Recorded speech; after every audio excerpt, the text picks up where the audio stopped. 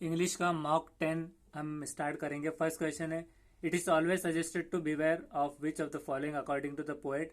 किससे बिवेयर रहना चाहिए? तो यहाँ से डॉग से या backbitings, quarrels, artificial policies से। तो यहाँ पर हमारे पास है फ्यू परसेप्शन मेमोरी, बिवेयर यहाँ पर कहीं होगा तो हम यहाँ पर देखेंगे।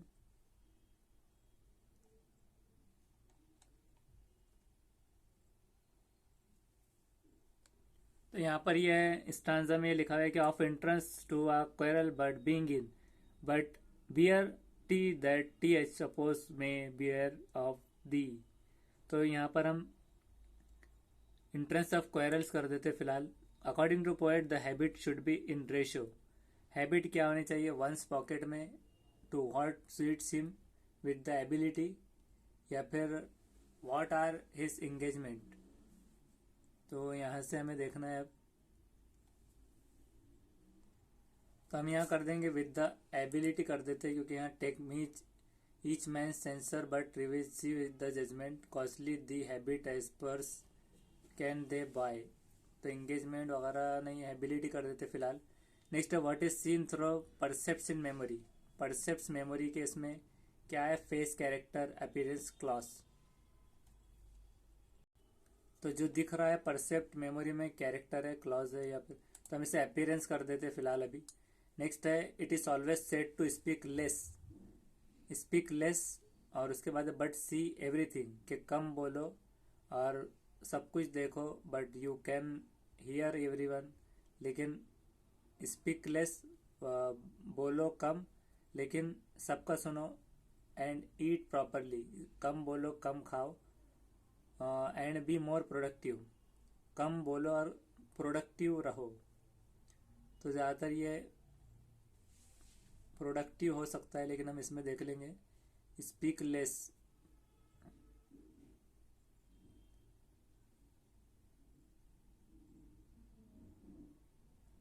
तभी हम इसे फ़िलहाल अभी मोर प्रोडक्टिव कर देते हैं। What is side, more productive भी हो सकता है और ये भी हो सकता है कि here everyone.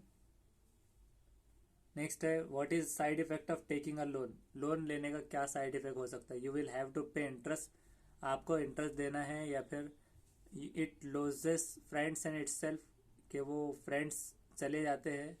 Nether a borrower nor a lender be for a loan of losses both itself and friend. तो यहाँ पर लिखा है इस स्टांजा में कि अगर आप उधार लेते हैं तो उससे खुद को भी और दोस्तों को भी भुला ले सकते हैं। And borrowing dulls the edge of husbandry.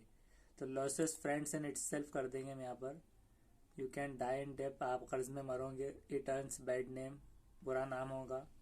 पे इंटरेस्ट देना होगा। In the name of in the poem what is the opposite of rich. Rich का क्या यहाँ बताया हुआ है? But not express in fancy rich, not gaudy. तो रिच का पुअर होगा। Neither a borrower nor a lender भी, तो रिच का पुअर ही होना चाहिए, फ्रेंड गॉडी और बोरोअर नहीं। इसे हम सेव कर देंगे फिलहाल। नेक्स्ट करेंगे question, providing children the opportunity to play with clay will build fine motor skill especially for finger and thumbs useful for free hand writing, encourages play with no longer objective, plays them and make them happy, engage them to avoid any nuisance on their part। कि provide करना children को opportunity play with clay, clay के साथ खेलने की, क्या करती है? तो बिल्ड करती है फाइन मोटर स्किल, जिसके ज़रिए वो फिंगर से और थंब की मदद से हैंड राइटिंग में इम्प्रूवमेंट करेंगे।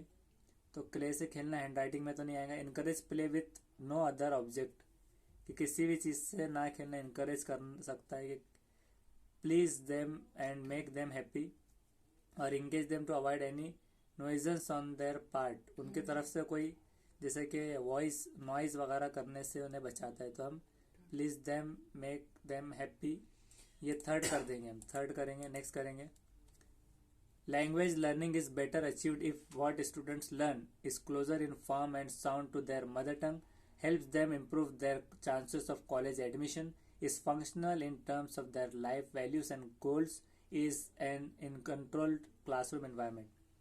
लैंग्वेज लर्निंग एक बेटर अचीव होता है कि जिसमें स्टूडेंट सीखेगा तो क्या सीखेगा।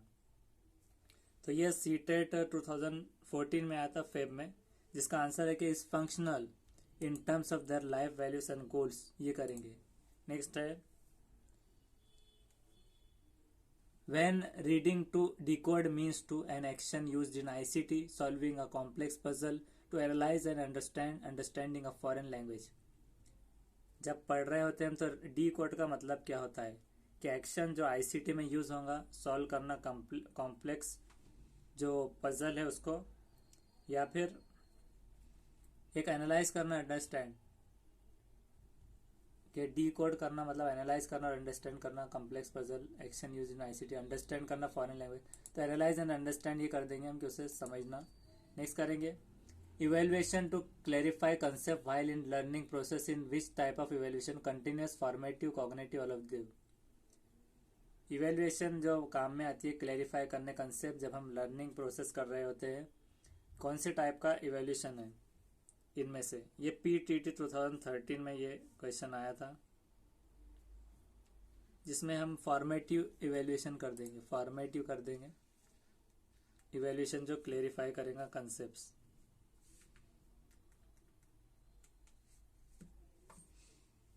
कंटिन्यूस फीडबैक वाले का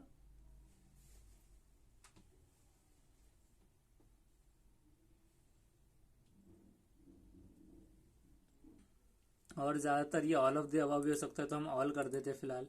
नेक्स्ट है which of the following is a method of remedial teaching in English, case study, treatment of error, both A and B.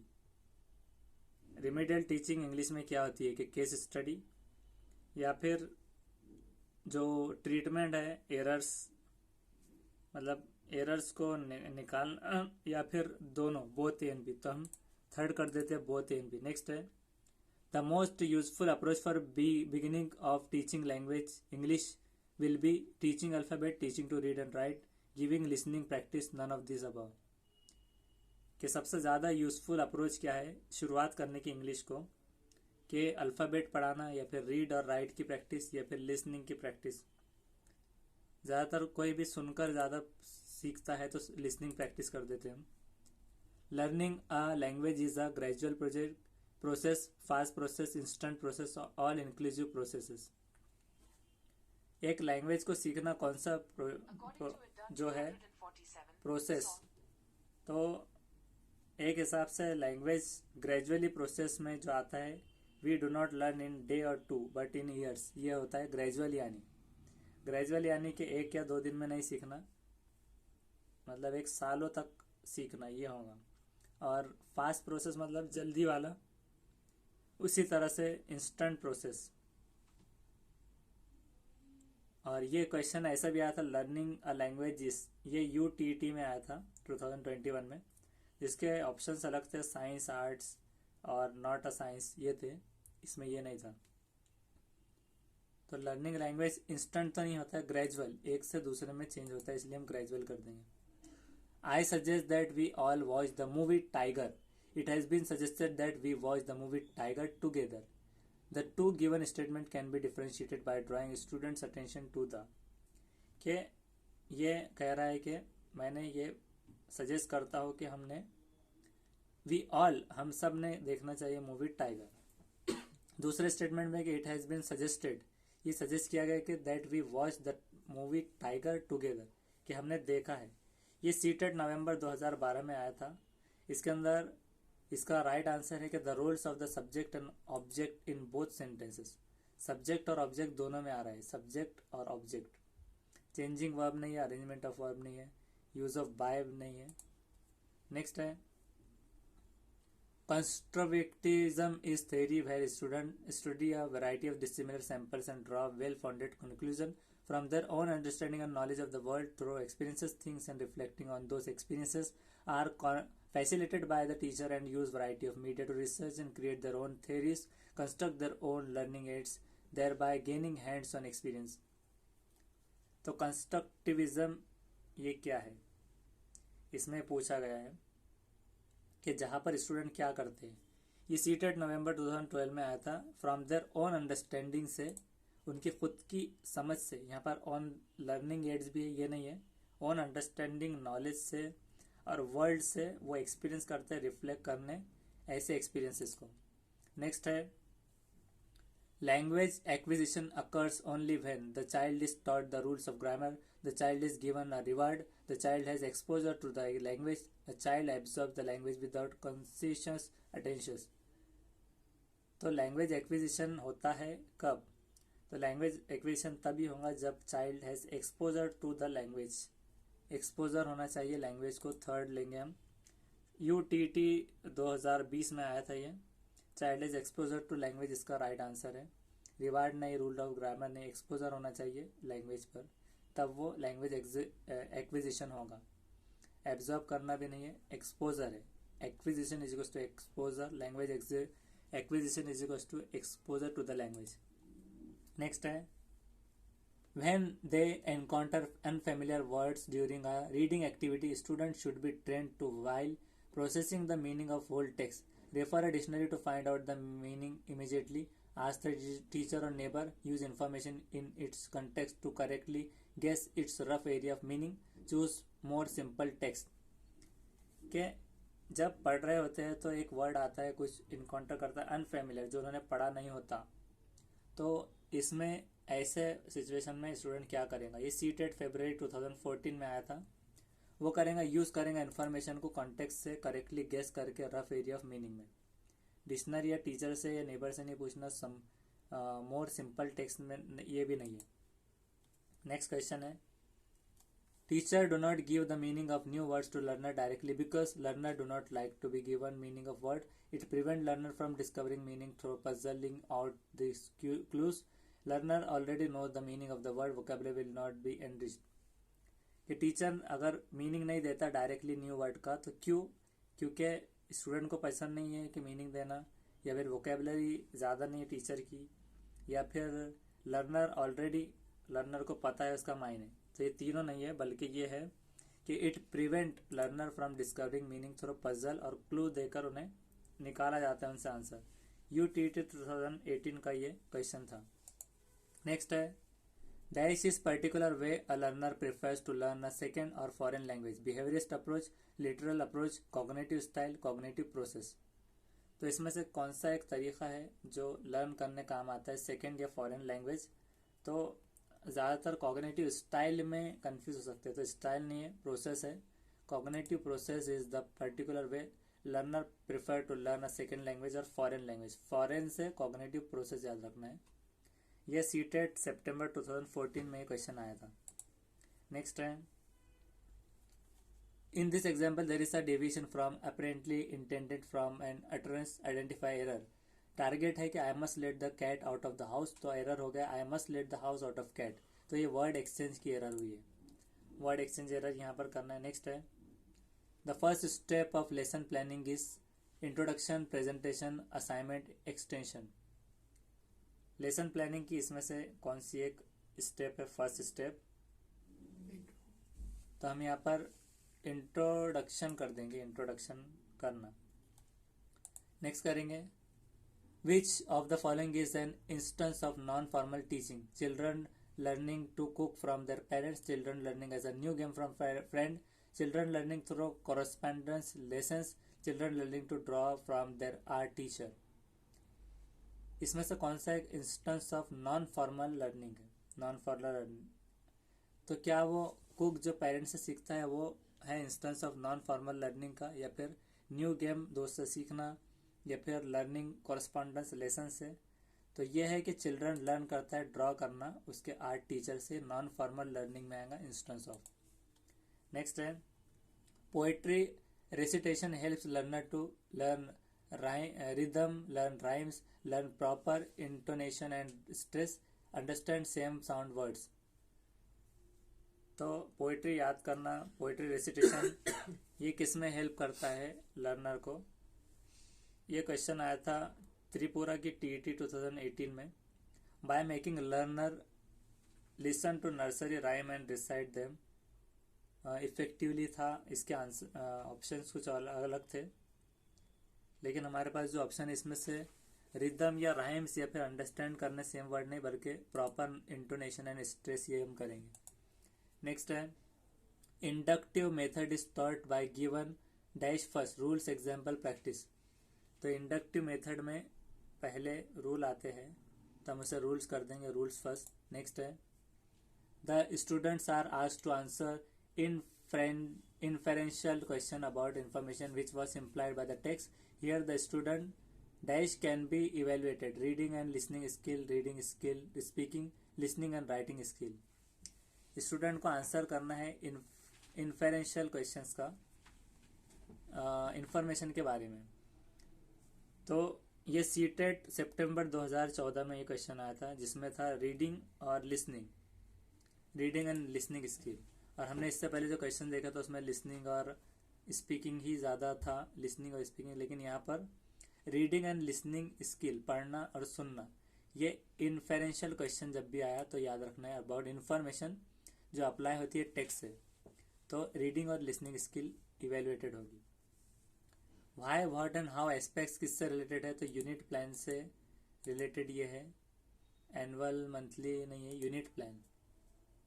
Grammar teaching involves theory and principle of language, learning rule by heart, preparing lesson plan, collecting example related to rule. जो grammar की teaching होती है involve तो किस में होती है? Theory और प्रिंसिपल ऑफ लैंग्वेज। तो हम फर्स्ट करेंगे थ्योरी और principle of language. Rule heart से नहीं और लेसन प्लान नहीं, कलेक्टिंग एग्जाम्पल नहीं, theory and principle of language. Next है some noise in the language class indicates teachers lack of control over the class, incompetence of teacher, constructive activities with learner engage in language learning, indiscipline of learner. कुछ आवाज़ शोर हो रहा है language class में, तो इसका मतलब क्या है कि टीचर का कंट्रोल नहीं है क्लास में, या फिर इनकॉम्पिटेंस है टीचर का, या फिर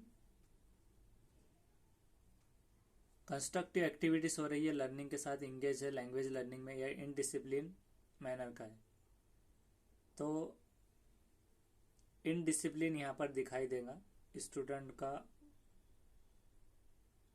ये भी हो सकता है। लेकिन इनडिसिप्लिन कब होगा उसका मतलब ये है कि टीचर गैर हाजिर है। यहाँ पर लैंग्वेज की क्लास चल रही है तो उसका मतलब है कि कंस्ट्रक्टिव एक्टिविटीज लर्नर में है, मतलब बनाने की लैंग्वेज क्लास में, जैसा ए फॉर एप्पल वगैरह, बी फॉर बॉल, ऐसा इस तरह।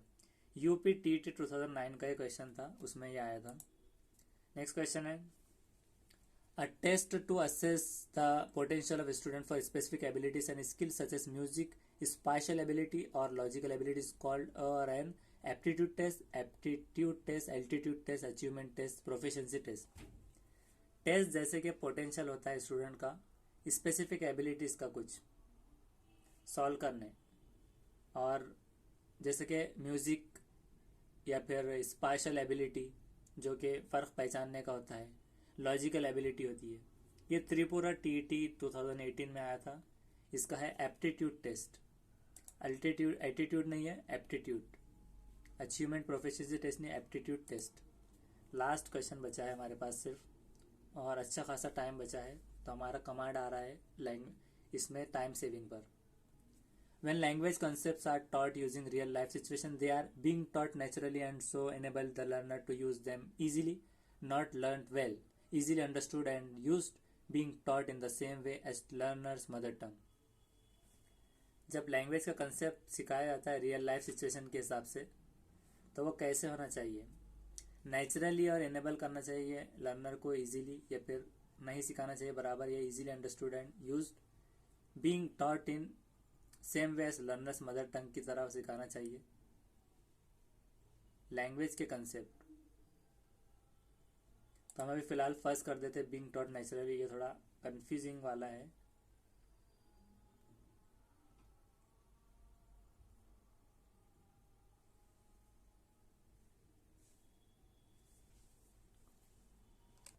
फर्स्ट करके इसे सेव कर देते हैं और इसे एंड कर देंगे हम, यस करेंगे। तभी हमारे पास 20 राइट आए हैं और 10 इनकरेक्ट। नेक्स्ट वीडियो में देखेंगे कौन से इनकरेक्ट है। Thank you.